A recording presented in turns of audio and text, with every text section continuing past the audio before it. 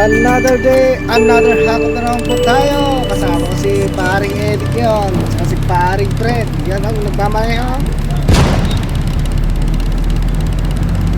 Hahakot po muli kami sa Umingan, Pangasinan. Mapapalaban na naman ang mga bata ni Tatang Kapitan dahil mais na ang aming hahakutin. Alright, nandito na po kami sa Umingan, Pangasinan at hahakot na po kami ng mais. Ayan po ang aming hahakutin. Kasama ko mga tropa ni bata ni Tatang Kapitan.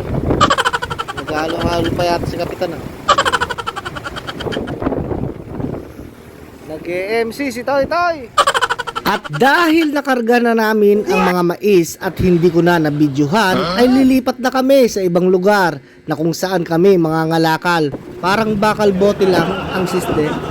Sobrang bibigat naman talaga ng mais, pero okay lang, yaking-yakat to ng mga tropa. Pwede na ako magre-reklamo. Hinyakit din. First attempt ko dito, di ko kinaya ang bigat or pagod na rin talaga ang aking katawan.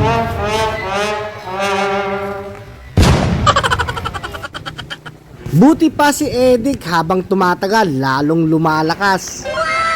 You know, may pakaway-kaway pa nga. Nag-a-average din kasi itong mais ng 65 to 70 kilo per kaban. Sako ba naman kasi ng palay ang ginamit dyan? Ay, ewan ko na lang. Tiyagahan lang talaga ang aming trabaho kaysa nakatambay sa bahay. Buti dito, may libreng merienda. Merienda time. Nakapuno kami ng pangalawang truck. Mukhang gagabihin na naman po kami sa aming pag-uwi dahil dalawang truck ni Tatang Kapitan ang aming kinargahan. Okay. Natapos na po ang hakot namin. Uwi na po kami. At sa pag-uwi namin, ito yung part na exciting dahil ililibre kami ni Tatang Kapitan sa unlimited sabaw.